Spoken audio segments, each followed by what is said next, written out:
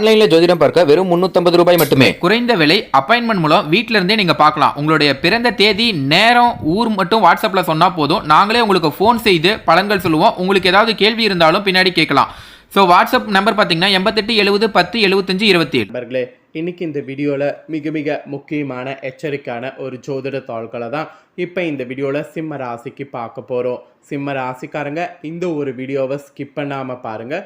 உங்களோட ராசிக்கு என்ன பார்க்க போகிறோங்கிறத தெளிவாக இந்த வீடியோவில் பார்த்து தெரிஞ்சு பயன்பெறுங்க. அதாவது அடுத்த ஒரு புதிய அத்தியாயமானது ஆரம்பமாக போகுது. அது என்ன அத்தியாயம் அப்படிங்கிறத ஃபஸ்ட்டு இன்ட்ரோவில் ஷேர் பண்ணுற தெரிஞ்சுக்குங்க. தற்போது தமிழ் மாதத்தில் 4வது மாதமான ஆடி மாதமானது பிறந்திருக்கு. சூரியன் மிதுன ராசியிலிருந்து விலகி கடக ராசிக்கு வந்திருக்கிறாரு. வந்த இந்த மாதம் தான் பார்த்தீங்கன்னு வச்சுக்கோங்களேன், ஆடி மாதம் என்று அழைக்கப்படுது. ஆடி மாதம் பிறந்திருக்குல்ல, இந்த ஆடி மாதத்தில் ஒவ்வொரு ராசிக்குமே தலையெழுத்தும் மாறும். அதாவது அடுத்த ஒரு அத்தியாயமானது ஆரம்பமாக போகுது. அதில் சிம்ம ராசிக்காரங்களுக்கு என்ன மாதிரி தலையெழுத்து மாறும் அப்படிங்கிறத தான் இந்த வீடியோவில் சொல்ல போகிறேன். சிம்ம ராசிக்காரங்க உங்களோட ராசிக்கு என்ன மாதிரி தலையெழுத்து மாறும் அப்படிங்கிறத தெரிஞ்சு அதற்கேற்ப நடந்து பலன் பெறுங்க. ஆக்சுவலி இந்த 4வது ஆடி மாதம் ஒரு சாதாரண மாதம் கிடையாது. இது தெய்வ சக்திகள் நிறைந்த மாதம். இது தெய்வ மாதம் என்பது பண்டைய நூல்கள்லேயே குறிப்பிடப்பட்டிருக்கு. ஆக்சுவலி ஆடி மாதத்தில் தான் தாட்சாணிய புண்ணிய காலமானது ஸ்டார்ட் ஆகுது. ஆடி மாதத்தில் நிறைய முக்கியமான சிறப்புகள் இருக்குது. ஆடி மாதத்துடைய சிறப்பு குறிப்புகளை ஃபஸ்ட்டு உங்கள் ராசிக்கு ஷேர் பண்ணுறேன். ஆடி மாதத்துடைய சிறப்புகள் பற்றி தெரியாத சிம்ம ராசிக்காரங்க முதல்ல ஆடி மாதத்துடைய சிறப்புகளை தெரிஞ்சுக்குங்க. அதுக்கப்புறம் உங்களோட ராசிக்கு ஆடி மாதத்தில் என்ன மாதிரியான பலன் கிடைக்கும் அப்படிங்கிறத உங்களுக்கு ஷேர் பண்ணுறேன். சரி, வாங்க ஆடி மாதத்துடைய சிறப்புகளை பார்க்கலாம்.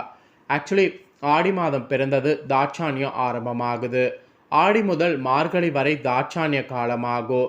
இந்த புண்ணிய காலகட்டங்களில் புனித நதிகளில் நீராடுவது மிகவும் விசேஷம். ஆடி மாதத்தை கணக்கிட்டு தான் பண்டிகைகளுடைய தொடக்கம் ஏற்படுது.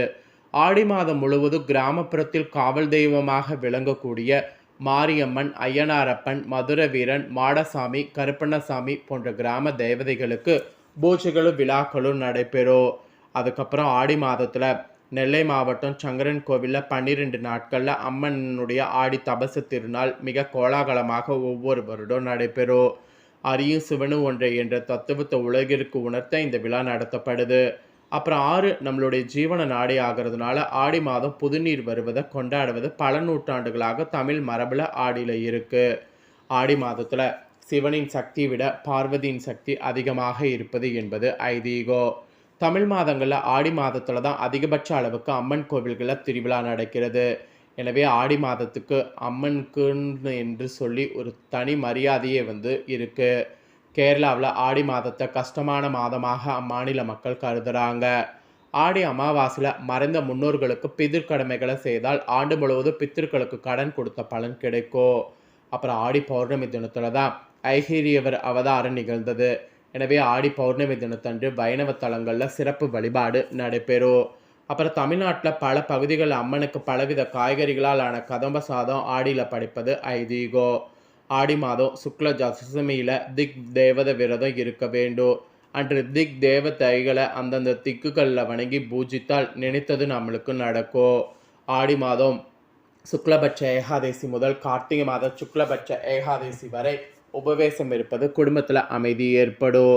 ஆடி மாதம் கிராம தேவதை கோவில்கள் அப்புறம் திறக்கப்படாத எல்லா கோவில்களும் திறக்கப்பட்டு பூஜைகள் நடைபெறும்.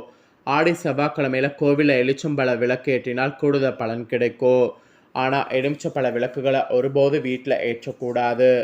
ஆடி மாதம் வளர்பிறை துவாதசி நாள் தொடங்கி கார்த்திகை மாதம் வளர்பிறை துவாதசி நாள் வரை பெண்கள் துளசி பூஜை செய்து வந்தால் நினைத்தது நடைபெறும்.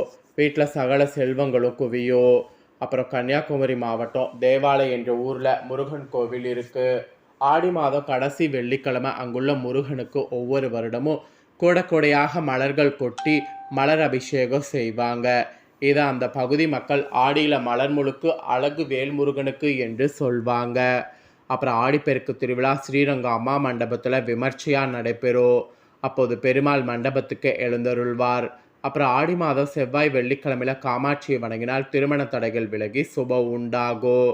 அப்புறம் ஆடி மாதம் முழுவதும் மீனாட்சி வழிபட்டால் குடும்பத்தில் அமைதிங்கிறது ஏற்படும். அப்புறம் ஆடி மாதம் முத்துமாரியம்மனை மனவுருக வழிபட்டால் திருஷ்டிகள் விலகிவிடும். ஆடி மாதம் சுக்ல துவாதசியில் மகாவிஷ்ணுவை நினைத்து விரதம் இருந்தால் செல்வம் பெருகும். ஆடி மாதம் சுக்லபட்ச ஏகாதசி தினத்தன்று அன்னதானம் செய்தால் சகல சௌபாக்கியங்களும் கிடைக்கும். ஆடி மாதம் சுக்லபட்ச திரையோதசியில் பார்வதி தேவியை நினைத்து விரதம் இருந்தால் நினைத்தது நடக்கும். அதுக்கப்புறம் கஜேந்திரன் என்ற யானையை முதல்ல கவிய போது அந்த யானை ஆதிமூலமே என்ற கதற உடனே திருமால் சக்கராயுகத்தை ஏவி யானையை காப்பாற்றினார். இதனை நினைவுபடுத்தக்கூடிய வகையில் ஆடி மாதம் எல்லா திருமால் தலங்கள்லையும் கஜேந்திர மோட்ச வைபவம் நடத்தப்படும். அப்புறம் ஆடி மாத ஏகாதசி துவாதசி நாள்களில் அரச மரத்தை சுற்றி வந்து வழிபட்டால் வாழ்வில் மகிழ்ச்சி உண்டாகும். அப்புறம் தஞ்சாவூரில் நிஜசூதனி உக்ர காளியம்மன் கோவில் இருக்குது. இங்கே ஆடி 18ஆம் பேருக்கு தினத்தன்று தஞ்சை மாவட்ட கிறிஸ்துவர்கள் அங்கு ரொட்டி ஆட்டுக்கறி படையிலிட்டு வழிபடுவதை வழக்கத்தில் வைத்திருக்கிறாங்க. அப்புறம் ஆடி மாத வெள்ளிக்கிழமைகளில் மகாலட்சுமி வழிபட்டால் வீட்டில் செல்வம் சேரும்.